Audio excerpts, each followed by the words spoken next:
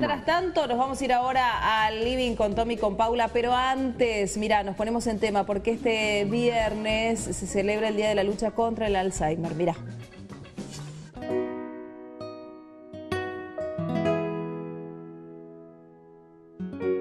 Yo soy José Ramón Otero, soy sastre, trabajo en un negocio y hacemos trajes.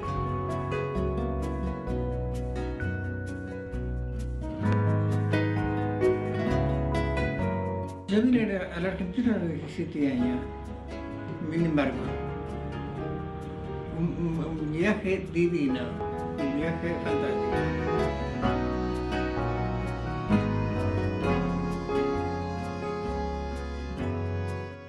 Unos bailes así en el centro lucense, hermoso.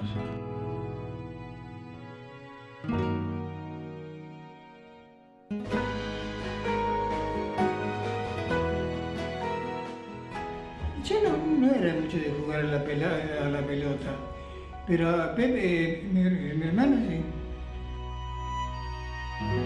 Entre telas y trajes, costuras y tijeras, puntada tras puntada mis años pasé. Los fines de semana en los canales, con mi familia pasándola bien. Los hijos y los nietos, el centro lucense, el rojo independiente también disfruté. Mi vida hecha a la medida de cómo soy, de cómo soy. Es lindo recordar, es lindo recordar.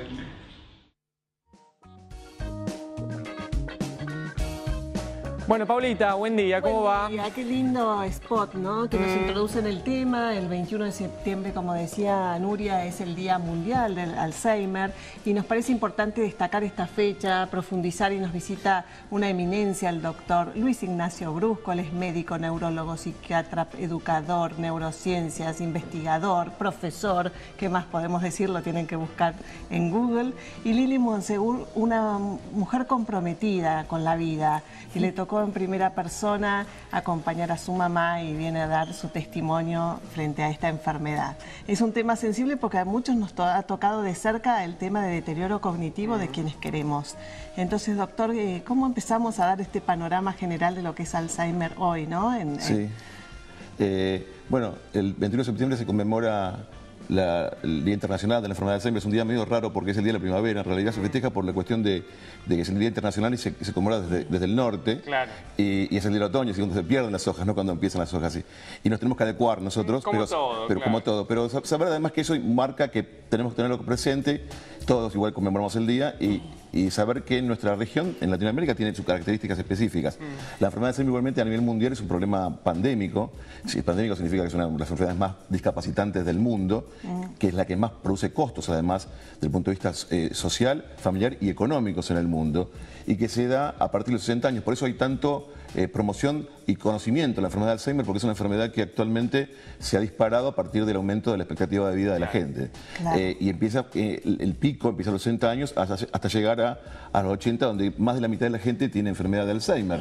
Por lo cual hay más pacientes con Alzheimer que los que no tienen Alzheimer a los 85 años. Ahora, doctor, vamos seguramente, aprovechándolo que usted es una eminencia del tema y lo tenemos acá, vamos a ir obviamente preguntándole muchas cosas, muchas también cuestiones que nos van llegando ahora a las redes sociales, de gente que va preguntando obviamente en el día de hoy. Ahora, esto que usted mencionaba, a partir de los 60 años uno empieza a desarrollar, puede llegar a empezar a desarrollar la enfermedad. ¿Antes es imposible? ¿Puede ser que sí? ¿Puede ser que no? Es muy buena la pregunta y uno lo iba a comentar ahora, porque en realidad Alois Alzheimer descubre el Alzheimer en 1906, en una Alzheimer presenil, que es lo atípico. Por eso después hubo un silencio hasta el año casi 80, donde empiezan los criterios de Alzheimer a partir de que la población envejece y empiezan a haber casos. Ese que describe Alzheimer son casos familiares que son los atípicos, es el 2 al 3% de la población. En la Argentina tenemos descriptos casos, nuestro grupo, por ejemplo, el Hospital de Clínicas tiene descritos casos, el FLENI también tiene descritos casos, donde describimos patologías específicas que hay una película bastante conocida, se llama Por Siempre Alice, que describe específicamente eso. Ese no es el problema sanitario y social. Son casos atípicos que si toda la familia antes de los 60 años tiene la enfermedad, es un problema que patológicamente se parece, pero es otra enfermedad que se hereda genéticamente en forma directa. El problema de la enfermedad de Alzheimer es una enfermedad que como problemas produce a partir de los 60 años, aproximadamente más o menos 2-3 años, pero si es antes de los 60 sospechamos que no sea otro tipo de problemática. Y ahora le hago otra consulta, obviamente aprovechando. ¿Es hereditario o no es hereditario? Claro, otra vez muy buena la pregunta, porque dijimos que la familiar es hereditaria. La enfermedad de Alzheimer también es hereditaria, pero con menos carga. Hay prevalencia, aumento de riesgo, pero realmente la enfermedad de Alzheimer, cáncer de mama y diabetes tipo 2 son de las 3 enfermedades que más carga genética tienen, pero lo que llamamos carga esporádica. Para ser claro, carga esporádica tiene que ver con muchos genes que tienen que coincidir influidos por el medio ambiente. Es decir, que haciendo actividades del medio ambiente, desde modificar la presión arterial hasta el ejercicio aeróbico, puede retrasarse la expresión de esos genes, lo cual puede cambiar que en vez de comenzar la persona a los 60 años, comience a los 85 con la enfermedad de Alzheimer. Porque si uno suma todos los factores, hace que los genes no se expresen. Todo el tiempo se están manifestando genes. No todos se manifiestan de nacimiento, la mayoría no se manifiestan. Y se van manifestando después. La idea es que la enfermedad de Alzheimer coincide con esta instancia. Dentro de nuestra región hay características genéticas que estamos estudiando, lo estamos describiendo este año, publicando un paper de la característica latinoamericana, y hay genes de riesgo como un gen llamado APOE, que es un gen para el Alzheimer de los viejos, de riesgo, que aumenta fuertemente el riesgo, pero sin necesidad de que la persona lo tenga, por lo cual esas personas 30 años antes pueden ser tomadas y hacer prevención primaria y evitar que la enfermedad se comience tempranamente. Eso es crítico, porque si uno baja o retrasa 5 años el comienzo de la enfermedad, baja a la mitad la cantidad de pacientes. En la Argentina tenemos 500.000 personas con Alzheimer, con un impacto entre 2 y 3 personas más, porque es la familia. Es decir, el paciente con Alzheimer, Lili va a contar la sobrecarga de cuidador, que es nosotros otro paciente más de otra manera, ¿no? No puede ser un enfermo, pero porque tiene una sobrecarga muy importante, ¿no? Lili, el caso de tu mamá, a mí me impresionó cuando leí o vos me comentaste, la acompañé en el olvido. Esa fue tu frase que a mí me impactó. Sí, la verdad que el Alzheimer le pega fuerte a la familia, porque cuando tu mamá se olvida que es tu mamá, vos también te olvidás que sos la hija, pero a la vez tenés que seguir jugando de hija. O sea que empezás a olvidar con el otro. Y solamente, yo lo digo siempre porque con él trabajamos ya hace muchos años juntos, la única manera de poder sobrevivir a un familiar con Alzheimer o a una persona querida es con mucha paciencia y con mucho amor. Tenés que duplicar el amor que sentís por él, porque la verdad, y en Alzheimer Argentina hay un espacio para esto que se llama Cuidando al Cuidador. Los cuidadores realmente se agotan, cansa.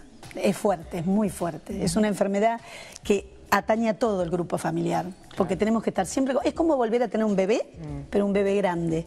Entonces a un bebé, bueno, hace travesuras. Bueno, este señor grande o esta señora grande las vuelve a hacer. Ahora, Lili, no sé hasta dónde querés contar, vos obviamente andá parándome, pero contanos un poco por ahí para el que está del otro lado y por ahí empieza a haber determinados síntomas, que en un rato vamos a hablar de los síntomas del Alzheimer, si es que hay, si no hay, si existen o no, pero yo cuento lo mío, Doc. Claro, no, vos Lili, obviamente. Yo cuento lo mío. Lo mío fue muy gracioso, gracioso, dentro de todo al principio era gracioso, porque mi mamá fue una de las personas más inteligentes, la conoció, más inteligente que yo conocí en mi vida, y una señora sumamente educada. Y mi mamá perdió el filtro y empezó a decir malas palabras, cosas que no decía. Era muy gracioso, mi mamá había sido maestra, profesora, decía cualquier barbaridad. Lo que se le venía poco, y yo decía, mamá. Bueno, para dar un ejemplo, empezó a tener problemas de caminar y yo la llevaba en una sillita de ruedas.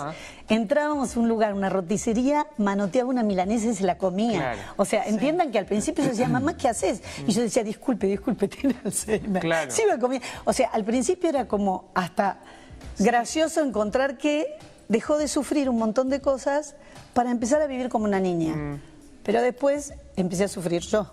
La familia, el entorno, ¿no? Y es duro. Es muy Pero duro. me ayudaron mucho mis hijos, la verdad, mi marido. Si no tenés un entorno que te sostiene, solito es duro. Es difícil. Es duro. Tenés que tener un grupo familiar, tenés que tener contención de profesionales, tenés que llevarlo a los lugares claves, porque si no hay también mucha gente que habla al cohete. Entonces vos vas corriendo desesperada a hacer todo lo que te dicen que hagas. Y mucho amor, conectarse mucho con la emoción. Conectarse con la música, con los sabores, con los olores, porque él pierde lo que creía que sabía, pero acá adentro le queda. La emoción. Si vos te acercabas, te huelen y saben que sos su hija, aunque no te lo puedan expresar, aunque no te digan, hola hija. Pero, por ejemplo, a mí que me gusta cantar, yo llegaba y cantaba, y mi mamá ya me miraba y sin hablar, pero brillaban los ojitos porque entendía que era yo, Lili, que le cantaba. Y, por ejemplo, yo tengo muchos perritos, yo le ponía el perrito arriba de la cama, y ella, que prácticamente no movía la manito, acariciaba ese perrito. Y volver a conectarse con eso, volver a conectarse con lo de adentro, con lo más profundo, con lo que para mí nunca se pierde. Eso nunca. Es así. Doctor, ¿cómo son los síntomas iniciales? ¿Cuándo hay que prestar atención? Lili dijo muy importante, no hay pacientes en general, sino cada paciente es una individualidad. Y lo que era el paciente se modifica, pero sobre la característica del paciente. Por eso es muy buena la descripción que hace ella. Sin embargo, hay generales donde el primer síntoma en el 85% de los pacientes corresponde a la memoria. Eso sí es en general. Es decir, la memoria que tiene que ver con olvidar las cosas recientes. Sí. Se acuerdan todo el pasado y no reciente. Esto es muy caracterizado ya en muchas series y en El hijo de la novia, hay muchas instancias. Pero hay que decir a la gente que olvidarse no significa tener Alzheimer. Cuando hacemos una campaña en memoria, la mayoría de la gente viene por trastornos de ansiedad, por depresión, por angustia y no por memoria. Así que nosotros tenemos test neurocognitivos que evaluamos y decimos, usted quédese tranquilo, que no tiene. Claro. Así que primero un mensaje tranquilizador. Bien. Que lo bueno de un centro de Alzheimer es decir, señor, usted quédese tranquilo que no tiene Alzheimer.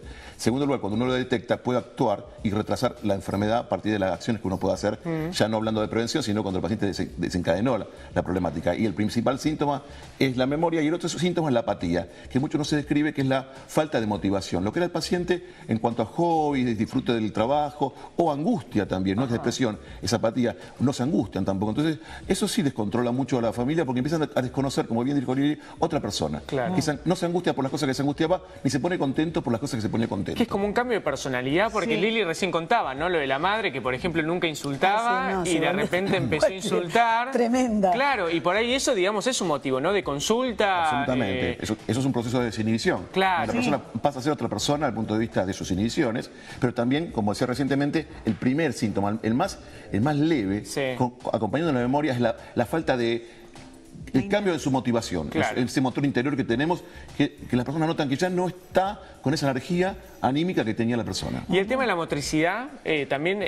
La motricidad en estadios posteriores se deteriora fuertemente porque la enfermedad de Alzheimer empieza por la corteza cerebral. Para que entienda la gente, la enfermedad de Alzheimer corresponde a una muerte neuronal acelerada. El cerebro va a 10 años por año y el cuerpo queda estable. Entonces la persona tiene entero muchas veces el cuerpo y el cerebro no. Claro. Entonces dentro de esa instancia, primero se altera la corteza cerebral y luego la subcorteza, produciendo problemas motores también, pero eso mucho más adelante cuando ya la enfermedad está desencadenada. Y perdón que abuse de usted, Doc, pero el tema del dolor, ¿ellos sienten algún dolor? ¿No lo sienten? El paciente siente dolor tanto físico como anímico hasta el final de su existencia.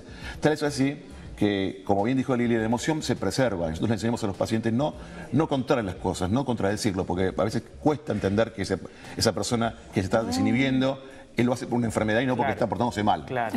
Y nosotros le explicamos, no, hay que darle la razón y no contradecirlo mucho porque el paciente se angustia, no recuerda ni siquiera el reto, pero queda angustiado. Claro, porque la memoria emocional va por otro lado de la memoria que llamamos declarativa, que es lo que la gente conoce como memoria. Entonces, es muy importante la enseñanza, que bueno, Lili, te diste cuenta que lo tiene muy claro, pero es muy importante formar a la gente. Porque dentro de lo que es entorno te puede aparecer el enojo, como decir, ¿cómo está haciendo esto? ¿Cómo dice tal cosa? Ay, entonces se enojan hasta que descubrís lo que vos estás diciendo. Y la gente no nace sabiendo, hay que enseñarle que ese proceso no es un envejecimiento normal, sino que es un envejecimiento patológico y que hay que comprenderlo. Ahora, Lili, en tu experiencia de vida con tu madre, ¿cómo fue, digamos, cuando te enteraste que tenía Alzheimer?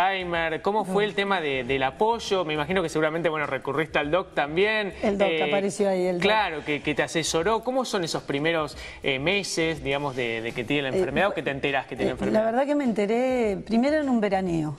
En un veraneo estábamos en una playa con todos mis hijos. Y mi mamá, que vuelvo a reiterar, era una persona sumamente educada, empezó a decir cosas extrañas que mis hijos se morían de risa, porque decían, mira lo que dijo la abuela. Claro. Y yo empecé a tener un sonidito ahí de campana, de decir, mamá, ¿qué está pasando? Después empezó a desinhibir. Desinhibir significa que a veces se sacan el camisón y aparecen caminando por ahí. O decís, upa, vamos a buscar algo. O sea, todo lo que yo cuento que parece tan simple, en la vida cotidiana muchas veces te enoja.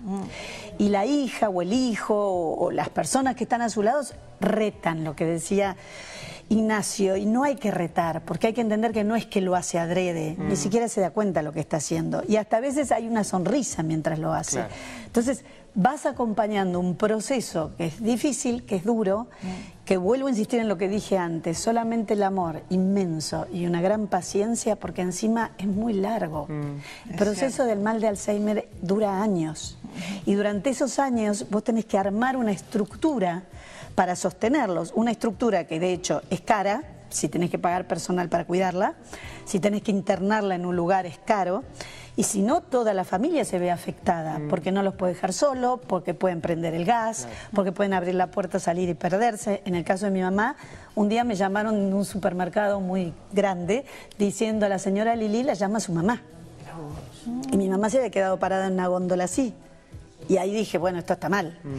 Médico, tomografía y 2 agujeros negros en el cerebro. Y dije, tiene 2 tumores. Yo dije al médico, a la doctora Miriam Levy, que le agradezco un montón, que siempre estuvo a mi lado, acá hay un tumor. Y me dijo, no, acá hay Alzheimer.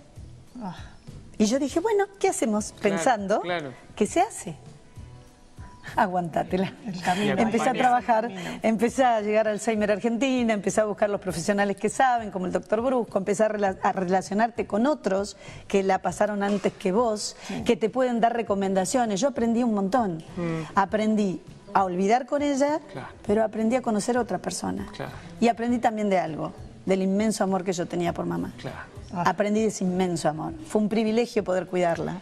Agradezco. Ahora, Pau, vos interrumpime, porque si no por yo hablo mucho. Digo, el tema de los cuidadores, ¿no? Sí, el tema de los cuidadores y más que nada, digo, no hay hoy en día una cura, ni mucho menos, pero ¿cómo se lo puede acompañar, digamos, o si hay alguna manera de acompañarlo médicamente? O sea, ¿hay algo que para que tome, no sé, digamos, hablo de la ignorancia pura, por ahí hay alguien que nos está viendo y escuchan los síntomas que cuenta Lili, que nos cuenta usted, y dice, bueno, por ahí tengo que ir a ver a mi madre, a quien fuese. Digo, ¿qué se hace desde la medicina para ayudarlos? Sí, de la medicina, una vez decretada la enfermedad, que quiero decir que es un momento avanzado, porque hoy se sabe que el diagnóstico prodrómico preexistente, preclínico, significa que antes que comience la enfermedad, 20 años antes, se están depositando unas proteínas patológicas en el cerebro sin producirse la enfermedad, por lo cual la acción hoy es mucho más a la atención primaria que al paciente. Con el paciente, hoy hay igualmente medicamentos que retrasan la evolución. Lili dijo, los pacientes viven mucho porque se está actuando mucho sobre los pacientes.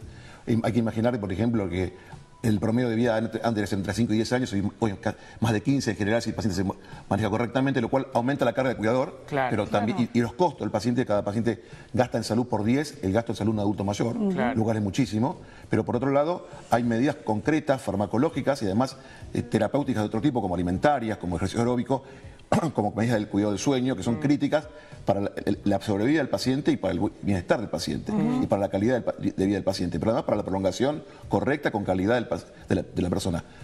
No hay un medicamento contra la enfermedad para curarla, pero sí hay medicamentos para que evolucione mucho mejor. Claro, para retrasarlo un poco. Exacto, y para la calidad de vida también, y para que esté conectado el paciente y no deprimido. Hay muchas variables. Lo que nosotros entendemos que no hay que sobrecargar al paciente con psicofármacos. Es un punto central.